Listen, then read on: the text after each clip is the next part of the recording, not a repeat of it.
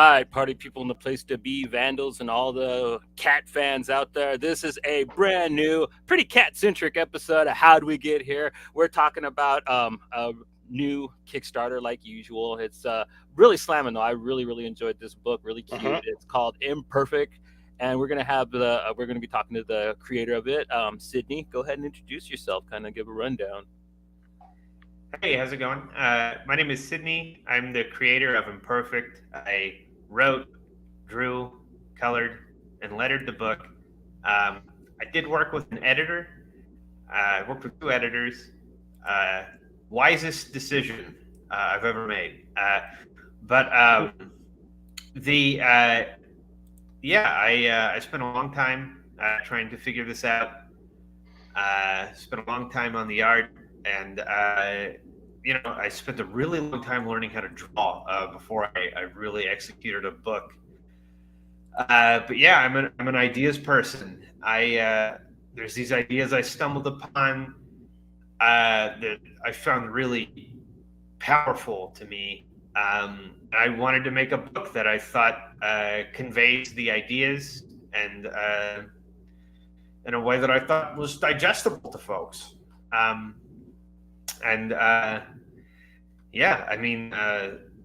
That's sort of the spirit of the book. I wanted to take these ideas that I hadn't heard people talk about or like ever really talk about. I wanted to take them and make it digestible and interesting to other people, because not everybody has a tolerance to read the tedium that I do. And I'm just like, yeah, these are important. Like, these have like changed, my whole personal life. Like, other people might find these interesting. I should probably make a book that serves the idea. And then, I made it. I drew portions of it, and it wasn't working, so I had to hire an editor. And then from there, it took off. So. Nice. So your Kickstarter's running at the moment as we speak, imPURRfect. How many days do you have? I think you have a couple weeks left, maybe, or a week? A couple of left weeks on the campaign. I think I have about 17 days left. Yeah.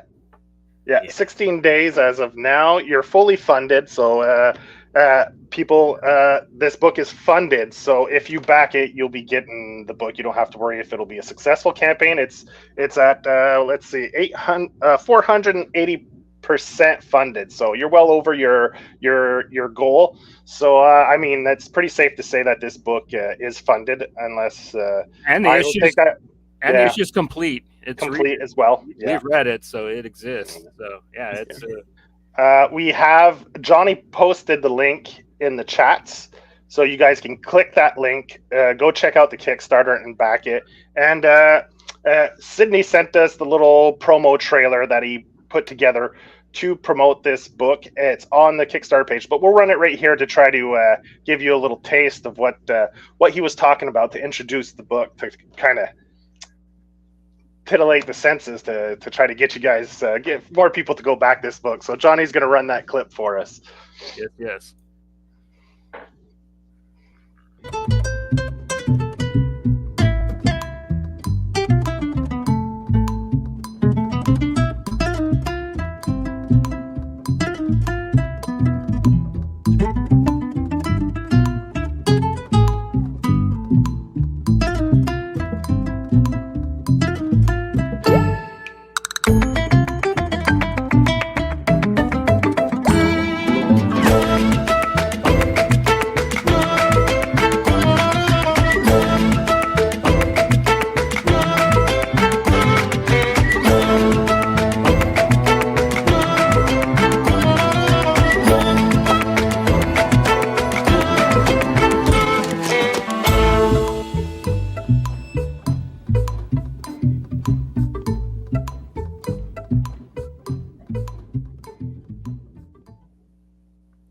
All right.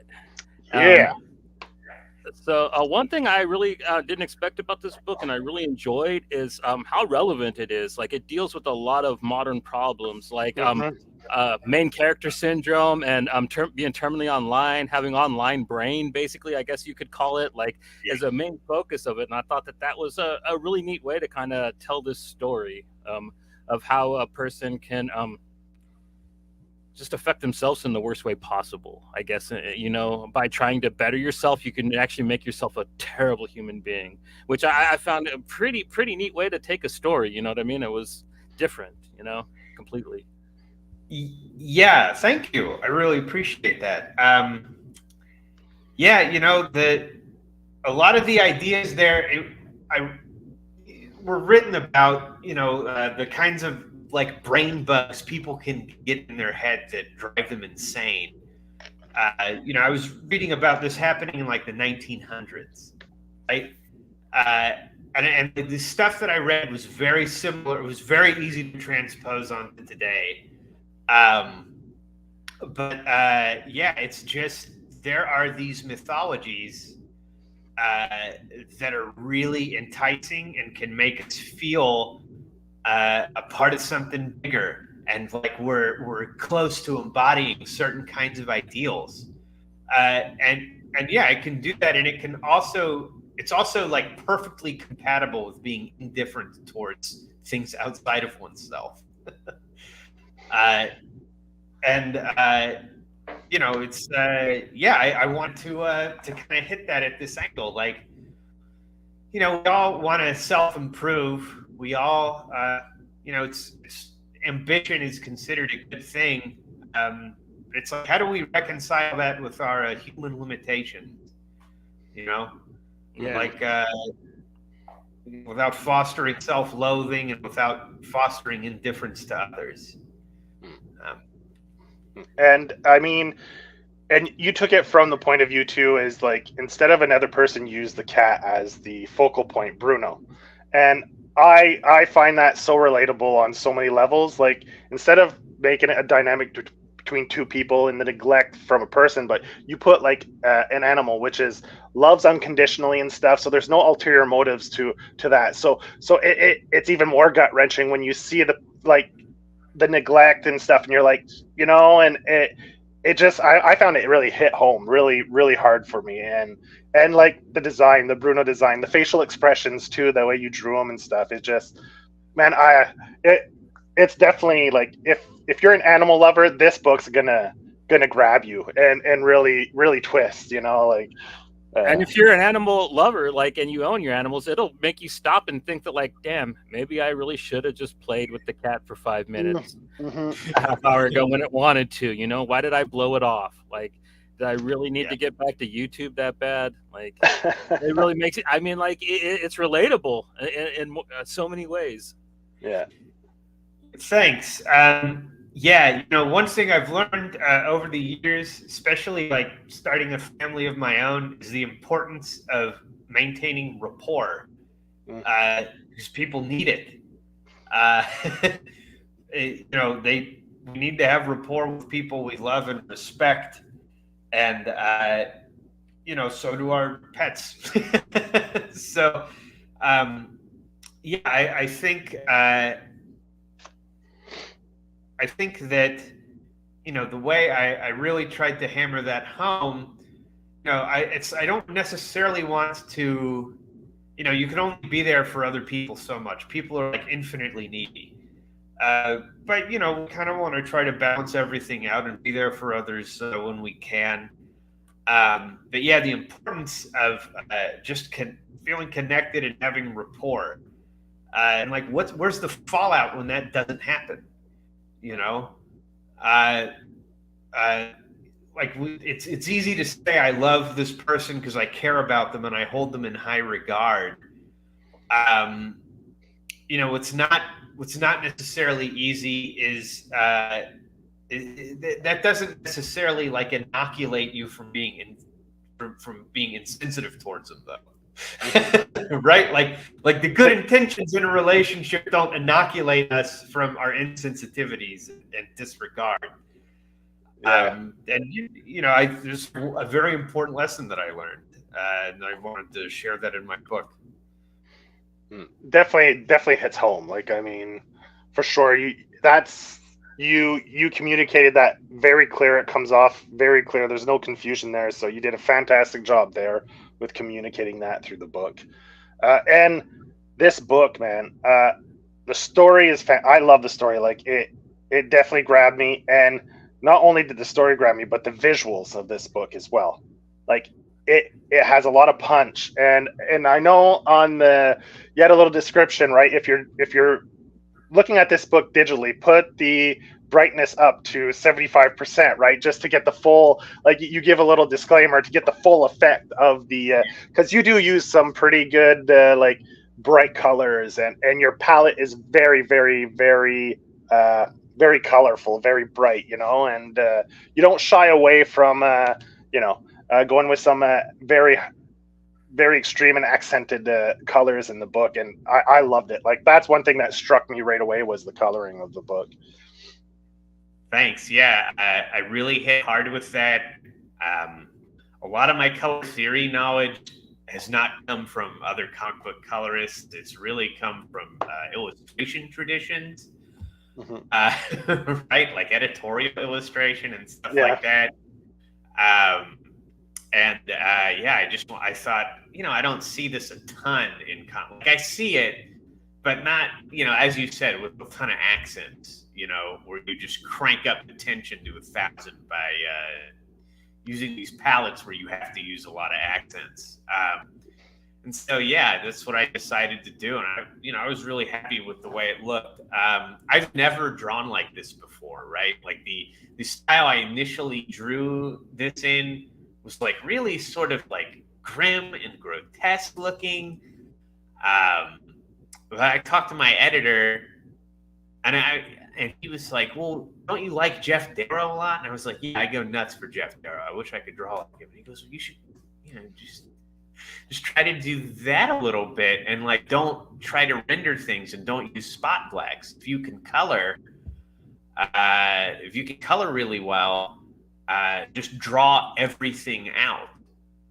And don't use any blacks. And I was like, "Oh man, that's a challenge." Like, there's there's unique challenges to not having black except for line work. I really had to. It's like focus on the visual hierarchy and make sure that the inks I'm using work properly across various color profiles. Like, it has to look good in Adobe RGB, sRGB, which is how it looks in all the monitors, and then it has to look good in print. So I was really careful with every single page to make sure that everything worked on the screen and in print. I already test printed this. Nice. So yeah, it was cumbersome, but it was a wonderful. Did you have because you have a lot of bright colors, did you have a lot of problems with the printers when you sent it in, so they got the colors right, or did they do a fairly good job at matching all the colors and everything? So they, I knew from experience what would translate and what wouldn't. So I know that, like, if I'm using red and magenta, I can be pretty vibrant with those, and print the printers like CMYK can handle that pretty well. It's when you start using very vibrant greens and blues, where things really start going south. So I kind of worked within that framework. I thought that the printers did a good job. I made some tweaks after seeing it. I test printed it again. I was pretty happy. You know, the prints, they don't match the colors exactly, but that's where it's on me to make it work no matter what. I know what colors are going to be substituted based on what I had on the screen. I estimated pretty well. So it all works nicely, printed out, yeah. That's good, because you have some pretty striking pages in there, especially the outdoor pages where they're getting chased by the cat and stuff. You get a lot of like really bright saturated colors, and it really pops. And for people like this cat here, that's you actually based that cat off yours, right? Fat Layla, the big, right. yeah, Fat Layla. I went and checked out the news reports on YouTube. I think you have a Facebook page set up for Fat Layla as well, don't you? Yeah, we have a huge following on Facebook for my cat. Um, yeah, So we found our cat starving under a church. We took her in. I had never owned a cat before, and this cat turned me into a cat lover. It was like a transformative experience. But I fell in love. We got her fixed, and she started ballooning up in weight. And so we started doing whatever we could to find solutions. Strict dieting, exercise. Nothing really worked very well. So I took her. Like, we crowdfunded to go to a big fancy vet at the school here in town, and we did that. And I tried to put her on a treadmill, and she was totally stubborn and just wouldn't cooperate. And my wife wanted me to film it so I could show her that the cat was safe. Okay. Right? She's like, I need to know that she's okay. And I was like, I'll film it and everything will be cool. And I did. And she just thought, I guess she thought it was funny enough to post. And it went viral. Yeah, that's cool, man. Yeah. And the likeness is very good, actually. I found the likeness is pretty spot on from in the comic to the cat. So it's good stuff.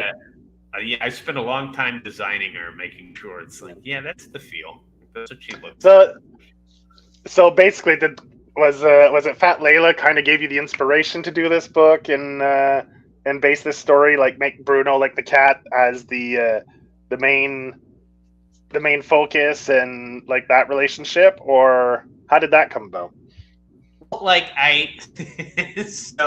I think when I originally conceived of this, Bruno was a person, but if you make like a young adult man that needy, it alienates people. Like, they can't handle an adult human that's emotionally needy to that extent. Even though it's not out of bounds for what's normal human neediness. It's just people don't tolerate it. Here, let me fix my screen. Sorry about that. People don't tolerate it very well. So I was like looking at this illustrator named Jaw Cooper, and she had a couple of drawings of Sphinx cats. And I was like, that's amazing. I wanted to draw that. And then I tried, and it didn't look as good as hers. But I kept going at it and made it my own thing. And I was like, I like drawing these. And like the original design I had for Bruno, he was substantially uglier looking because there's a lot of action in the comic, and he's a fighter, right? He's a very like in the other comic that I was doing. He still is in this one eventually, but yeah, we'll get to that later. Oh yeah, that's the Deadpool mashup. Yeah. So I made him substantially uglier because it's like, okay, I need to have fights where he looks like he's about to lose, but like you can't have a cute animal be injured. That's way too much. So like, it's like I can make him ugly. That might be a bit more palatable of the idea of him losing a fight. So it was kind of my choice there. Layla. She just oriented me towards cats. Like, I like cats. There's a lot of other people that like cats. I like cats. I got a jumbo cat myself. Here, check this out. Oh yeah, that's me, boo. He's huge, man. Yeah. And like you were saying before, I love, like you said, the cat. It eliminates any like preconceived notions we might have towards people. Like if you pick the person or preconceived notions or ideas or experiences we had, we might cast a different kind of judgment on the character. But seeing as how it's a cat, you eliminate all those things, and that's why I thought it made it more relatable to a larger audience, right? Everyone can relate to an animal that needs love, right? Because there's no ulterior motive to it. There's no, like, that's all they want is just love, right? They give it unconditionally, and you know, like, it takes so little to make a pet happy, you know, like your animal, you know. So yeah, so I think that was a great move on your part to switch it up and make it the cat. A fantastic decision. Thank you. Yeah. So how yeah. long are you planning on doing this? Is it going to be like a arc, or is it going to be an ongoing, or what do you got planned for? So my plans for it, it's a these are individual issues that are self-contained, but also lead into the next issue, right? So you can pick up and read the second one without reading the first one, but the first one does lead into the second one, and the second one will lead into the third one. But yeah, I have 3 of those planned, and then if they do well, I have an arc that I planned that is I think people will get on board with. It's definitely going to head into addiction territory, right? Yeah. But I think it's going to be silly and fun, and you know, from the heart. Yeah. Yeah, that's definitely this book definitely feels heartfelt for sure. Yeah. You know, like you're coming from it feels like a very personal book. You know, it's coming from a place of personal experiences and stuff like that. And I think you get that message definitely. Well, I got it anyway from this book. I definitely felt like it was a very personal story for you. So yeah, it was. Yeah, I mean, I wanted to have Bruno be like neediness incarnate, but healthy neediness. I had a lot of trouble, like, you know, a lot of problems in young adulthood. And I really had trouble figuring out what my needs were emotionally. And okay. I just didn't have a good frame of reference for it. And I slowly learned it over the years of trying to get my head right. And I was like, you know, I just realized that there's a lot of like fantasy about not having needs. Like, I'm going to become so great that I'm needless. I'm going to become so independent that I don't need anything. And that was kind of where I operated from, because then I didn't have to like feel the pain of longing to have these needs met. But I was like miserable and dissociated, but not aware of it. And then after I got those needs met, you know, I started to feel really good. I was like, wow, this is incredible. Just having other people validate me emotionally or, you know, help validate my experiences, or if they can't fully validate them, they can at least give me some context so that I can relate to them. You know, this kind of thing that I really desperately needed. And I thought that, I like being needy, because when they're met, I feel amazing. I can do so many more things. I'm so much more competent. I'm so much better at like loving my family actively. And so I wanted to like take this fantasy of being needless, and I wanted to be like, yeah, well, let's like look at neediness as maybe a good thing in some ways. Maybe it's not just like a parasite trying to drain other people of their energy to feel significant themselves. Like I developed a healthy respect for my needs, and I wanted to share it. Mm-hmm. You know? Yeah. Like you say, a healthy, like not overbearing, but you know, we all need different things at different times, and to find someone that understands you and knows how to meet those needs and different needs at different times is, like you said, extremely rewarding. And when you find a person like that you connect with, then there's nothing more rewarding in the world, right? So I mean, it's not a negative thing. You just need to find the right person that connects with you on that level, that, you know, it's the synchronicity of it just becomes so much more fulfilling. Yeah. Yeah, that's And right.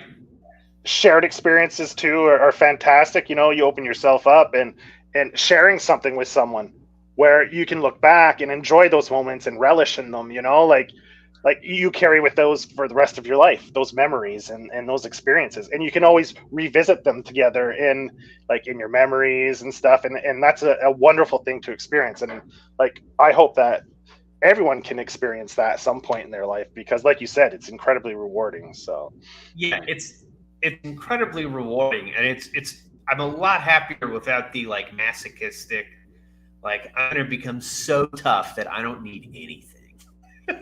I'm gonna be yeah. a needless being. You know, it was so much. I'm like a lot happier without that brain bug eating away at my soul. And like Um, the being able to be vulnerable and finding someone that'll nourish you instead of trying to use it as taking advantage of the situation, right?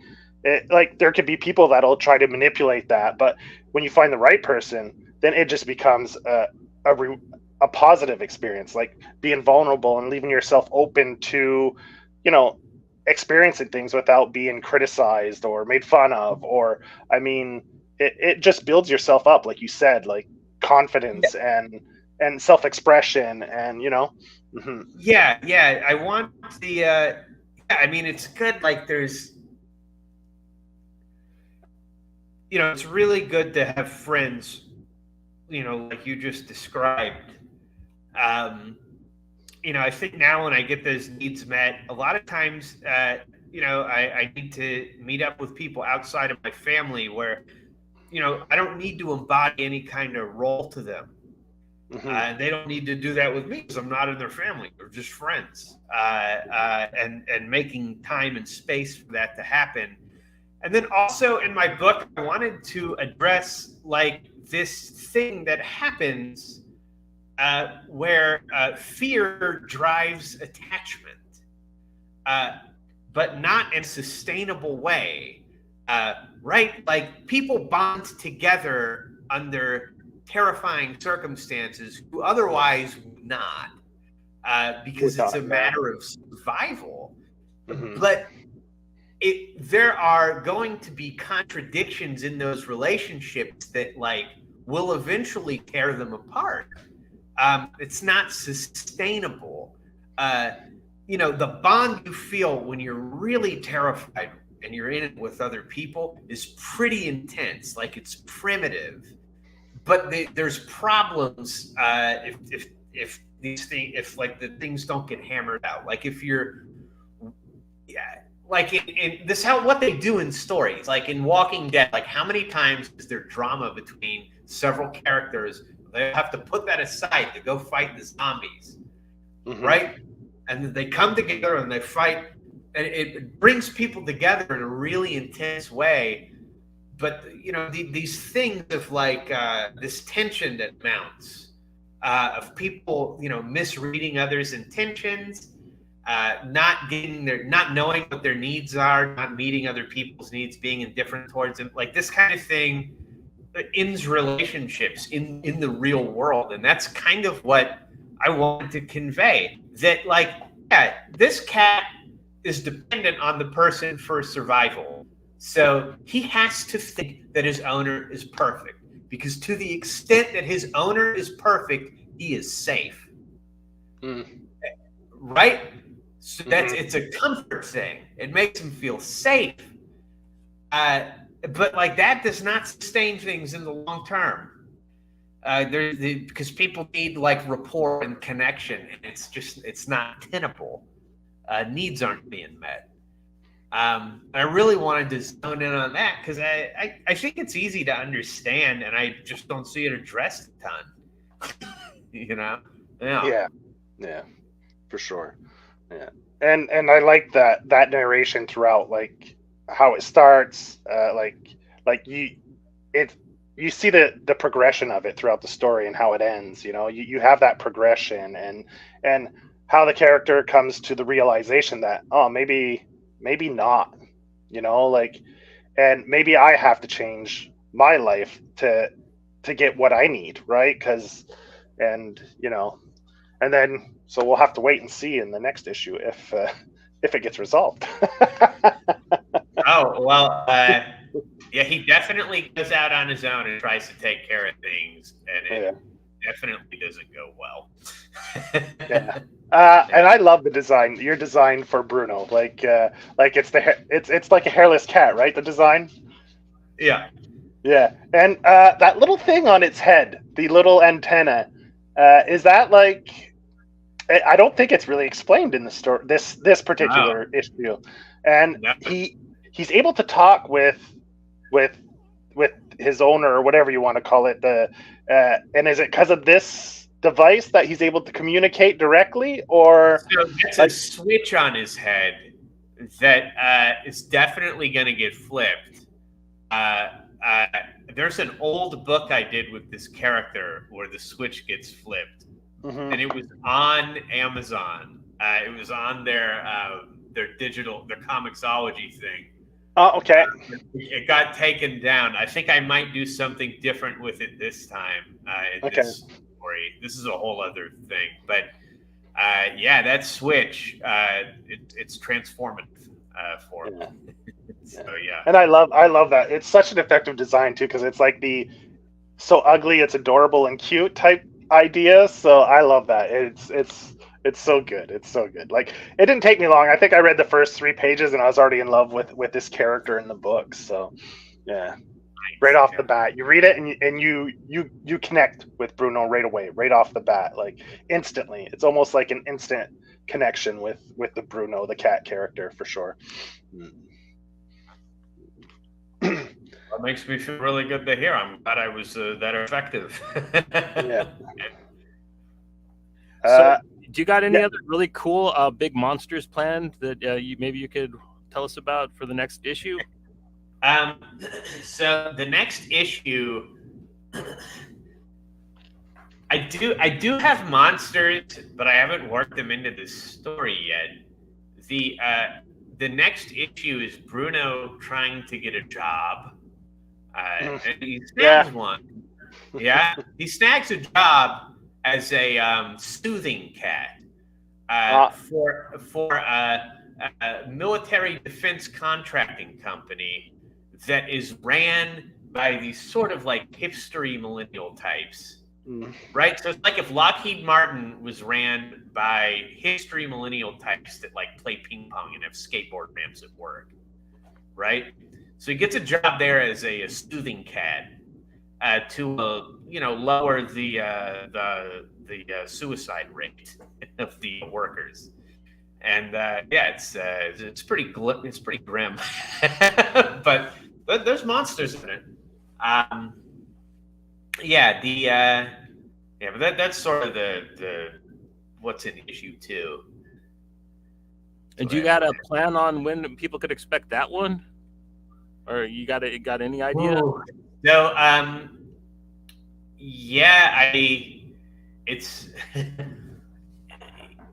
don't know exactly, because this one took me a long time, but I also didn't really know what I was doing, and I'm a perfectionist. The second time, I more know what I'm doing. I'm gonna hire an editor. The other one would take a while to get back to me because I wasn't his highest paying gig. So, so it's contingent on stuff like that.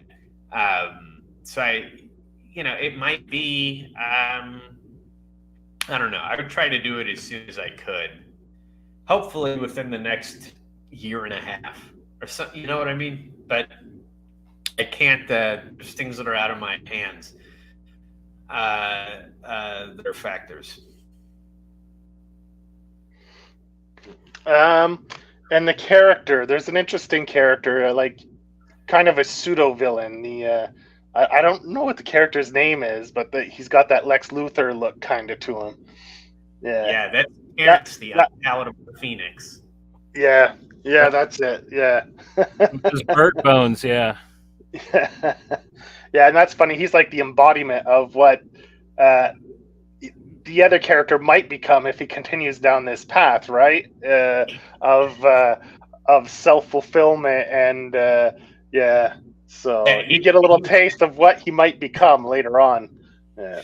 I'm so glad that that was clear. Yeah. Yeah, that's what happens if these brain bugs eat at you enough. You start thinking in those terms. It gets, like, yeah, self-improvement can turn pretty violent. Can really turn into violent fantasies if it's not honed in the right way. And so like I kind of go that route with that guy. Yeah. the whole notion of thinking you know what's best for other people too, like definitely like, okay, how can you know what's best for a person without actually getting to know them or talking to them or getting a feel for who they are, what might be missing in their life? You don't know what is beneficial for that person at that moment, right? So But that's how the grift works, man. yeah. And it's so ever present nowadays, man. Like Yeah. this book is hyper relevant to a lot of things that are popping off, especially with stuff that young men are looking to try to better themselves. It's just more painful to them if they actually saw what they were getting into. You know what I mean? And it's just being peddled to them nonstop. Yeah, I think that one of the unfortunate parts of being young is like not understanding the long-term damage that occurs if you believe things over a long period of time, and the sickness of hating everything that falls short of embodying some certain ideal is so rigid, condemning, and incompatible with vibrancy or is pretty like disturbing, but it's like they'll figure it out in time because they'll be hurting. But I also like that you earlier you brought up history, because like back in the early 19th century, like to better themselves, people were literally like ingesting radiation to try to make their bones stronger or to make their face look better. They would actually rub radiation on their skin because we didn't know what it did. They just knew that it was the hot new thing, and like it was a buzzword. So like that was literally something that people did that they thought would better themselves, and we're not too much better now. It's just we take our toxins in a different form. Yeah. What I was referring to is like this book called The Protestant Ethic and the Spirit of Capitalism. And it's how the development of capitalism intertwines with the Protestant ethic to form like a new sort of spiritual way of living. And when, one of the things they refers to is how these Calvinists, they believe in predestination. And a lot of them, were feeling anxiety about not being the elected to, go up to heaven. And so what they were told to do is just work as hard as you can. And then if you put in a good day's work and you still have a good attitude, then it's more than likely you're elected to go to heaven. More than likely you've been predestined to go to heaven. If you just work as hard as you can, and if you are as much of a masochist as you can possibly be without becoming cynical. And like that is just continued. And now that is, That's called blue collar prayer.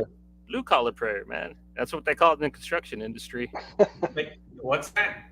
Blue collar prayer. Yeah. Like the whole thing about like you do your job, you work hard, you doing the Lord's work. Yeah, right. I'm a construction worker, so like, I hear that aesthetic all the time. Yeah.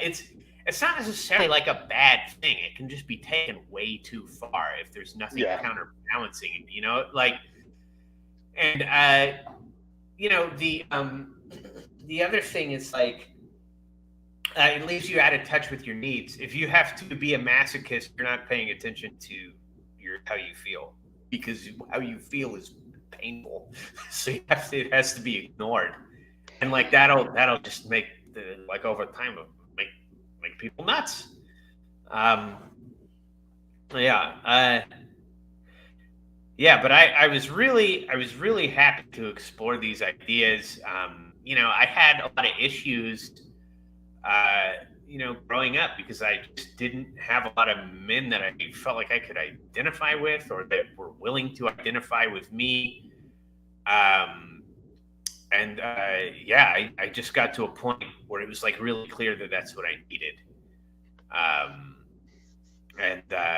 think that a lot of these young men that sort of go the route of these like influencers online, I feel like they need that too. And on one hand, like there's a lot of bad information and garbage and bullshit, but at least a need is being identified, and it's a need that I hope that we come to collectively respect. Hopefully, Yeah. When we were, I have a quick question. Are you a King Crimson fan? Because there's one panel. There's one panel in there that looks almost exactly like the King Crimson, their most popular album. There's one panel where he's kind of yawning, and it looks just like that King Crimson cover from that one album. On page, I think it's page maybe 14 or 15. Oh, yeah. He's yawning.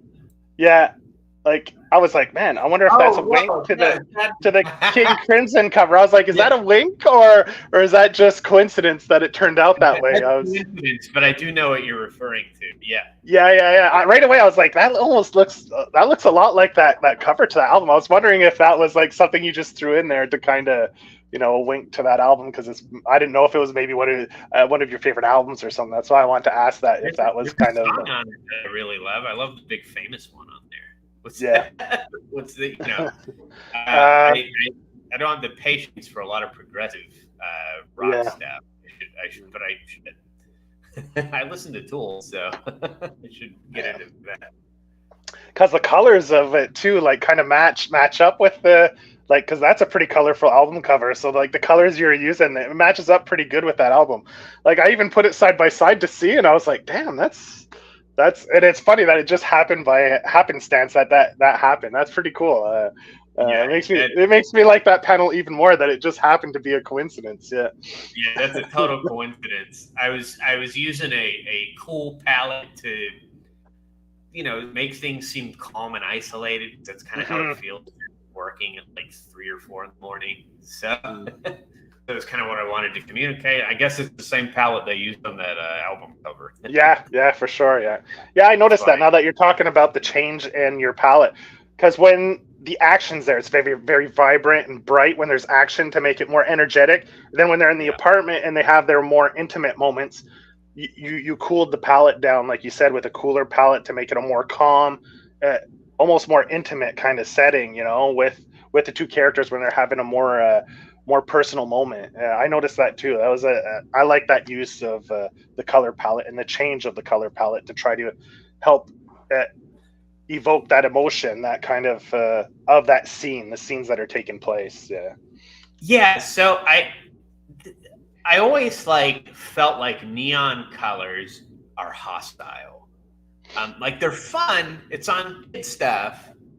But I was looking at all these illustrations, from back in the day, and the way that they used saturated colors was to create tension. Mm-hmm.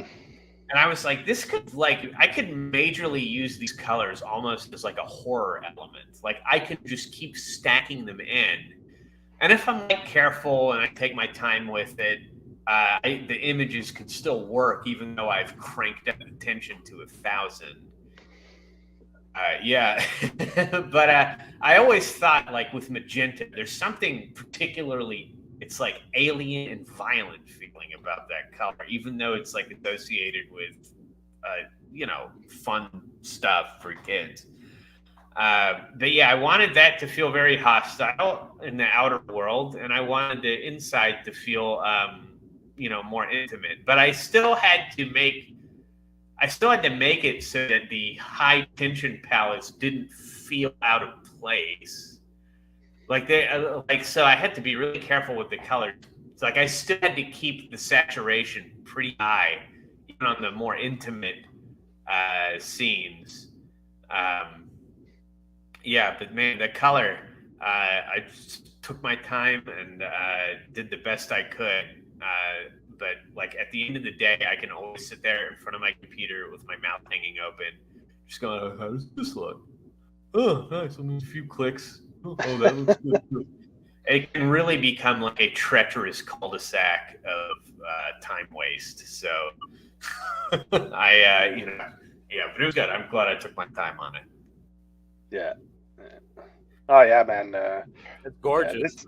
Yeah, great, very, very good looking book. I mean, I threw this one up before, but I mean, like, just it's gorgeous. It's so much fun. Like the flying fat Layla, and then there's like the Godzilla one, and yeah. I had a lot of fun on that panel. And, when I was drawing it, I was like, man, I can't wait to color this. Like, that was one of the panels where the way I envisioned it before I drew it is exactly how it turned out after I executed it. But the book was essentially, I was like, okay, I'm going to use like a Franco-Belgian cartooning style. So like Edgar P. Jacobs, who did Blake and Mortimer. Like, I like the way that guy did his cartooning of the face, like the way he arranged the symbols. And then I also looked at Akira, the manga. I was like, everybody has a big forehead. Why? And I was like, oh, so that the eyebrows have space to move around and be expressive without like having to contort the head. It's like, all right, everybody gets a big forehead too. And then, right. And so I was like, all right, so that's what I'm doing.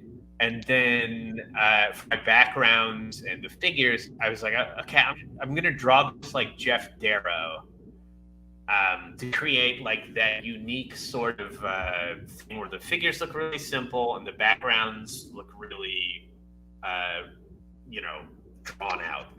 Full intricate backgrounds with a lot going on, a lot happening. Yeah, it's what they do in manga a lot. Actually, I took a lot of things from manga for this, but it's not immediately obvious if you look at it. And then I colored it like Tomer Hanuka. Are you guys familiar with him? Yeah, I am. I love all those old Meat House guys. So yeah, the Honoka brothers are pretty big. Okay, yeah. I got Placebo Man. I got what's that one? The Divine, the one about the kid soldiers that have the giant. Yeah, Divine is awesome. I have that. Yeah, I love that book. Yeah. So Tomer Hanuka was more of an illustrator than he's a sequential artist, but he's done a lot of sequential art stuff over the years. But the way that he uses color, I really, really thoroughly analyzed and deconstructed what he's doing and why it works. So I would look at his stuff and I would read James Gurney's book on color and light. And the Adobe Cooler Adobe has this thing where you can load in images and it'll show you what the palette is on the color wheel. Okay. Mm-hmm. So I would load in images he did and then cross-reference that with the palettes and the color gamuts in James Gurney's Color and Light so that I could understand it. And that was like a huge learning experience for me. And I also, I really tried to make sure that my colors made the image complete. Because there was no spot blacks, and I wanted everything to read in less than a second. I didn't want to give the reader a ton of interpreting to do. I wanted it to be instantaneously clear. When you don't have spot blacks, it means the coloring has to be really methodical, and it means that the darks and lights really have to be on point. And I would send it to my illustration friends and say, hey, how is this? I would tell them, you need help with the values. It's not dark and light enough. Be like, right on. All right, I'll get to it. But then, the other thing is like when you're digitally coloring, you need to make sure that the colors you're using don't have too much black in them. right? Otherwise the line Yeah. work gets hidden. And so I was like, okay, I need to figure out like how dark what's too dark for the printer and what's, too light. There's no such thing as too light. It's white. But Yeah. what is too dark? How dark can I go before it looks bad with line? So, on Instagram, I see that you hand draw most of your panels. So you hand draw it and then you scan it in and then digitally color it? Yes. Okay. Yeah, Do you hand ink it too, or? I hand ink it, yeah. Okay. So it's all. So what I do is I do the pencils digitally, right? And I don't really think about line weight at all when I'm penciling. I only try to hammer out the drawing issues, anatomy, backgrounds, that kind of thing. I print it out. I make it huge. 15 inches by 22 and a half inches is the live area. And I just go right to inks. I don't actually pencil on the Bristol board. I just pull out my pens and start inking. And I try to, I know what pen widths work in different situations. That took some familiarity. So I've been inking with a brush for like 15 years before I did this, and I had just picked up Stabler pigment liners, like Tech pens. I'd never really used Tech pens before. Mm-hmm. I was really happy with those, and then I was able to get used to them. So yeah. Nice. Yeah, I was like checking your style on Instagram.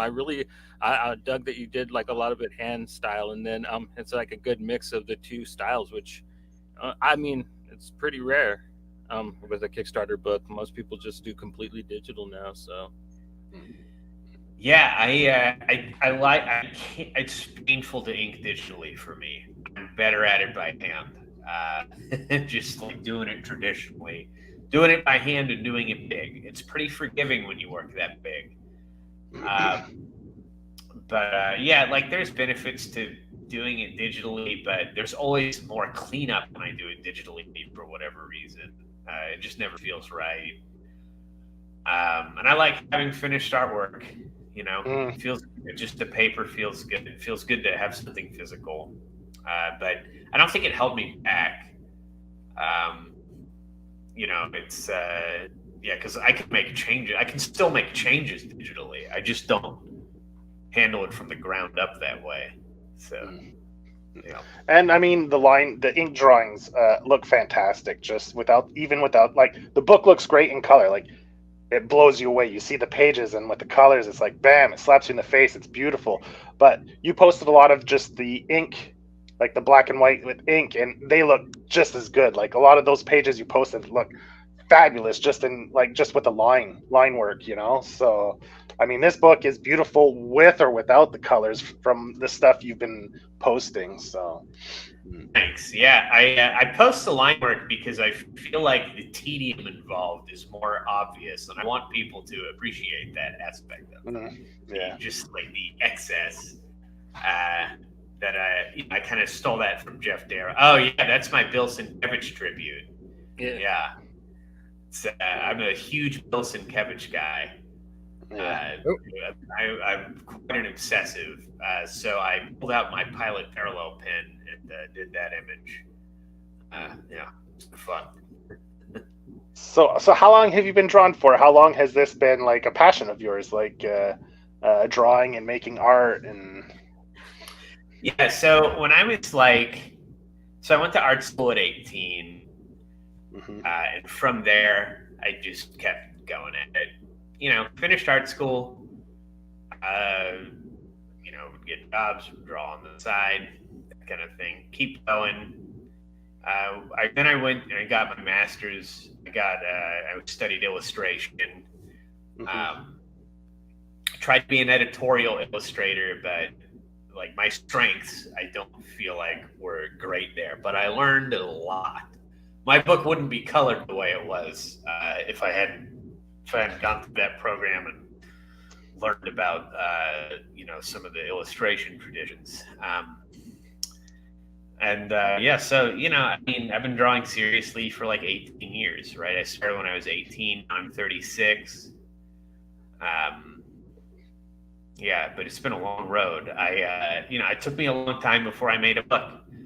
I learned everything in reverse. I learned all the bells and whistles. I learned how to draw. I learned how to color. I learned how to do fancy, tedious inking that's impressive and excessive and all that.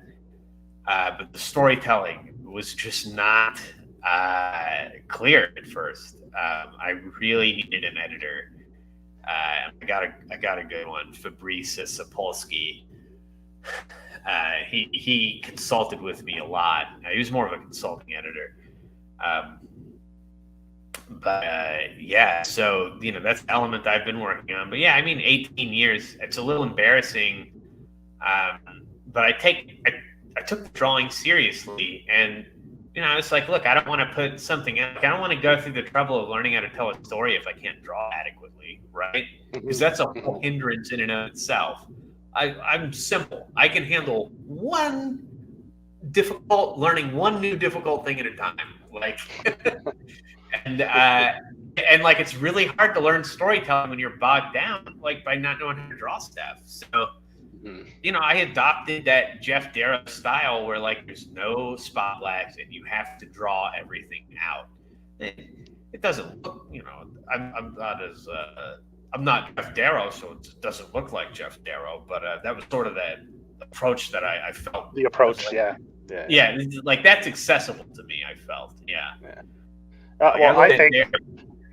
I mean, you're saying how you struggled with maybe the pacing of the storytelling and stuff like that, so you got your editor. But I mean, John and I both read this issue, and I think whatever you did, how you worked it out, I mean, it was a success, because this was a great book, and I think anyone who reads it will definitely, it's a pleasure to read this book, and anyone that reads it will get something out of it and have fun reading it.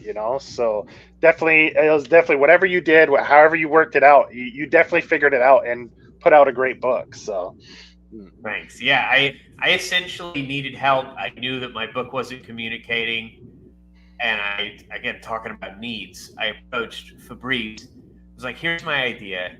I need, like, almost like a mentor editor to help me with this, because, like, I really was not great at communicating. And he helped me understand what it is to make something that's a smooth read. Yeah. So thank you. I appreciate that. That was the one element of it that I was banging my head against the wall trying to get right. Well, it turned out pretty good, man. Turned out really good. So so now it's pretty much a guarantee that this book is back. The next step would be sending it to the printers after the campaign is over. So once you get these books, and are you thinking of hitting any, like, conventions or something like that? Any comic book shows? Or I would like to. There are like challenges in my life right now that make it a little difficult. I can definitely hit some up in Florida that I need to do. I really need to plan ahead and do. Now, as I said earlier, I'm somebody who does one thing at a time. I'm just now learning how to promote, and then I need to learn the whole con process. I've been to one or two before, so I need to hit that up. I have friends that are deep in, and so I plan on going with them. But we'll see. Because you'll have quite a bit to offer if you do to go, because, like you said, you print your stuff out and ink it by hand, so you'll have some, like, original art you could sell along with the book. I mean, you'd have a fairly decent amount of stuff to offer people, like, especially if you said if you go it's limited. At least you have enough stuff that if you go to a couple shows, you'd have some fun stuff to offer people, like, that are picking up the book. They could pick up, like, an original page as well at the same time if they had the budget to do so. So it's always fun, when you go to a con, and picking up an original page is always a treat. That's all, dude. I hadn't even thought of bringing originals to the con. That's how far behind I am in terms of that. That's the bread and butter, man. That's where you make your money. That's where how a lot of these cartoonists they make their money. They're selling the original pages, right? Yeah, Because they get yeah.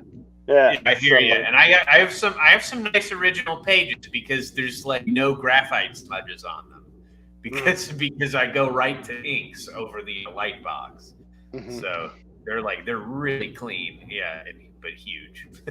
So yeah, but that's nice. You know, you get a nice big piece up on the wall. It's impressive. Yeah. No, I'm definitely gonna do that. Yeah, I just got to think all through. This is my first Kickstarter, first everything really. So I'm like, it's been pretty smooth, you know. Yeah, that's what I was going to ask you. How was your experience with the campaign? Like, very, very smooth. I get a little like, it's been a long time on this, so I get a little bogged down. Oh, I want more people. I want more. I think that's normal. It's like, why am I not getting the amount of backers that I would like? Which is always more. And like, even if it was higher, I would still want more. That's the problem. But but that's been going smooth. I just mathed everything out, and I went to the post office with something that equivalent to each and every package. I asked them how much it would cost to send it to Seattle, like the other side of the country. And I asked them when their rates increase typically. I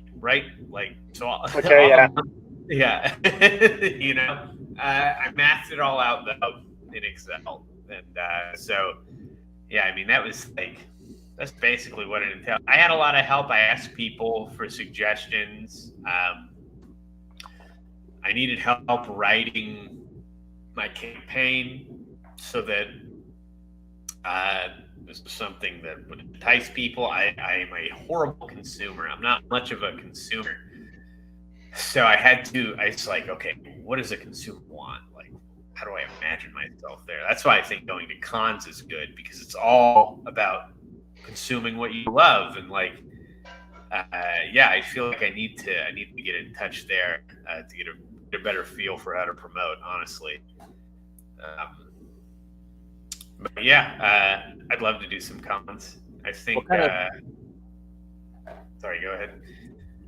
What kind of stretch goals do you got for the campaign? I don't have any stretch goals because I was trying to keep it simple, and I was right on the verge of prices going up on the shipping with all the stuff that I offer now. Right? Yeah, because we're going into holiday season, right? Yeah, and so if I add like another print, the price will go up. I already tested it. So like not up a little bit, up a lot of it, to a point where it's like if I would have to price everything more expensive, and I didn't want to do that. I didn't realize they hiked the price for the holiday season for shipping. Yeah. I didn't realize that. Huh. That's shitty. Fucking capitalism. They changed the rates go up in January apparently too. So it's but so that's kind of how that's going. I was thinking of offering original pages, but I've had a bit. It's like I don't know. I opened myself up for commissions on a couple of the tiers. They're still open. It's like the book has really done well with like cat lovers, which is great. I also love sequential art lovers to get their hands on this. I almost feel like people might be like, I'm not a cat person. I wouldn't like to. But I mean, like we were saying before, this is definitely a relatable story beyond like being a cat lover or an animal lover. Yeah. Like the story definitely goes like Johnny was saying, it's very relevant to like today's times, right? Like you touch on a lot of stuff that's extremely relevant in today's society and how we work as like with social media, like you said, all that stuff, so it goes far beyond just, the cat aspect of it. So I think anyone that's listening catches this on the replay and is listening, and I mean, this book definitely offers a lot more than just a cute cat that's adorable, right? It definitely has a poignant story behind it as well. Yeah, it really could have been any animal. I went with cat because that's what I like. You know, and like you said, originally you were thinking of doing like a small boy with like a parent and stuff, and you switched it to, which I think was like, as far as I'm concerned, that was the right decision there. So boys can be mischievous. Like a kitten is just a sweet, lovable little kitten. Well, they can be pretty mischievous as well. Yeah, mischievous. Destroying stuff, knocking stuff over. Yeah. Attacking you while you're sleeping. Yeah, that's true. Yeah. Yeah. So, like, let's plug your socials. So, people, like Johnny said, you post quite a bit of stuff, fun stuff to follow on socials. So, you got a rad Instagram. Yeah. So, what? Let's plug your socials. I know you're on Twitter, you're on Instagram. So, what are your handles there? Oh man. So on Instagram, it's Sidney Davidson illustration with underscores. So my name is spelled Sidney. On Twitter, let me load it up. It's I think it's S Davidson Art. On Twitter. S Davidson Art on Twitter. On Facebook, there's the Fat Layla page. If you search for Fat Layla, you'll see her. Then I also have a page on there called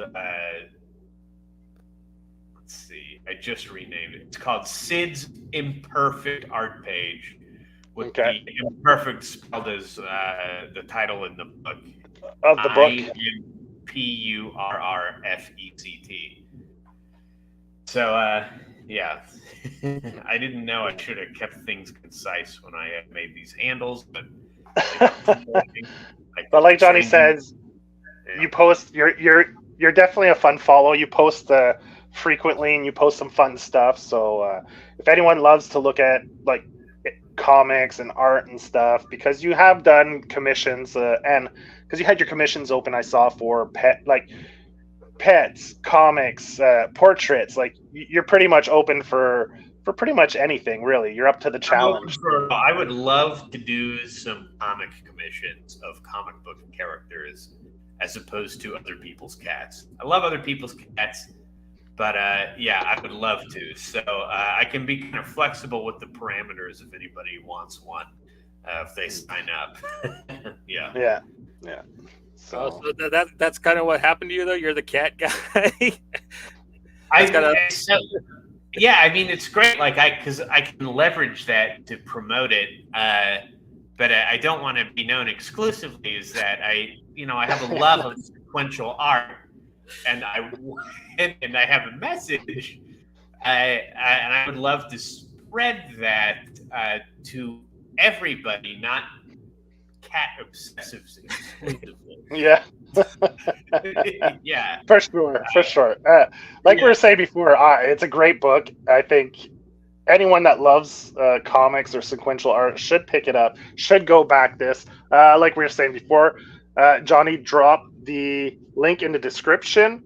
He also dropped it in the chat, so you guys can go click the link there to go see the campaign and back the book. imPURRfect. Great book. Drawn, written, illustrated by Sidney Davidson, who we have here on the show. I just want to say thanks again because you sent us advanced copies of it, so we got to read it, and we both loved it. Well, I don't want to speak for Johnny. I know I loved it, and I know Johnny had quite a bit of praise, so I know he enjoyed it as well from the discussions we've had. Yeah. Great. Well, thank you so much for the kind words and the opportunity to show up on here. I really appreciate it. Johnny, do you have any closing remarks, or do you have any more questions before we go? Yeah. Is there ever going to be like just a straight up Fat Layla spinoff? Oh, I have an idea for a book called Fat Layla Origins. where I would go into extensive detail about how she was emerged into reality in this little world that I created. I would love to do that. Yeah. I don't know what people would want more next. Would they want Fat Layla Origins or the second portion of imPURRfect? We'll find out. But yeah, I have something that I think is pretty wonderful where I can do that. Yeah. I love it, man. Yeah. Got that Paul Pope look with that illustration, man. It's gorgeous. It was Paul Pope really influenced me for a long time. I kind of had to let that go because I couldn't quite make it work all the way. But yeah, thank you.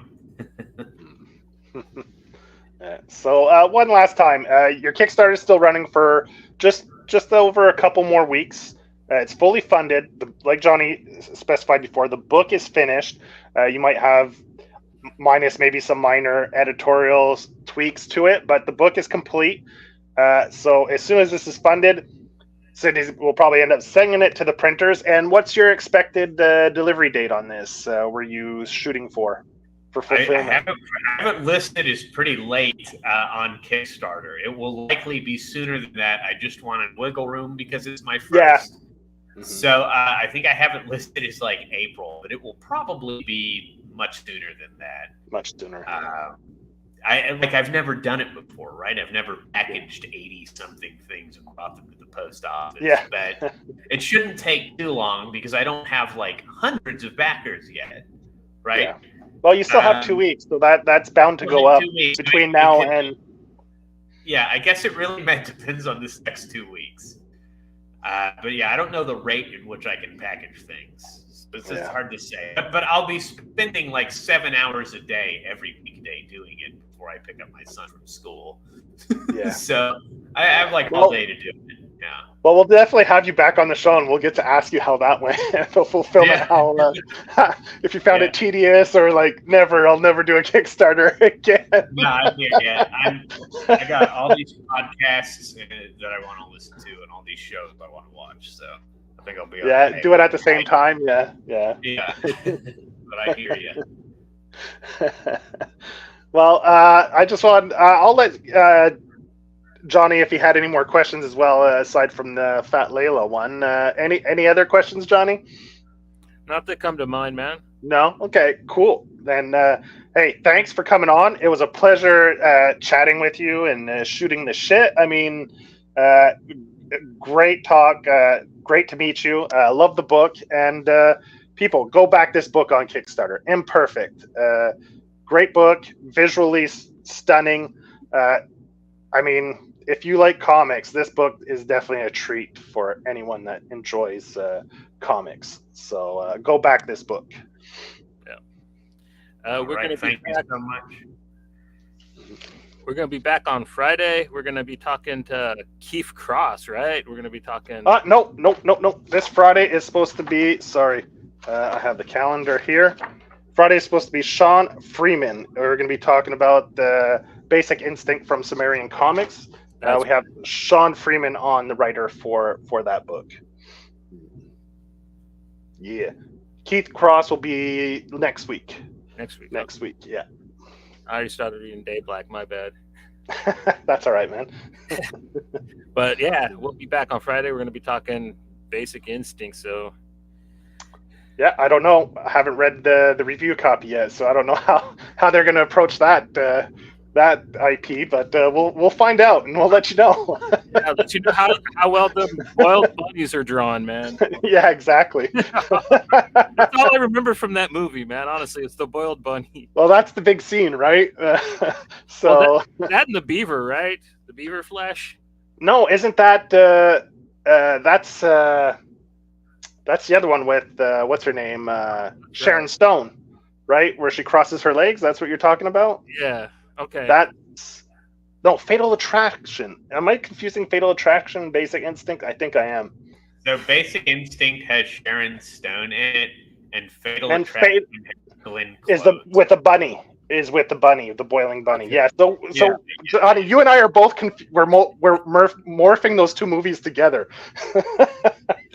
That would be People are yelling at us right now, like, you guys don't know your trash 90s movies. No, we don't. I might edit this episode. All right, so once again, thanks to Sidney Davidson for coming on. Go back his Kickstarter, and have a great week, everyone, man. Nice talking. Take it easy.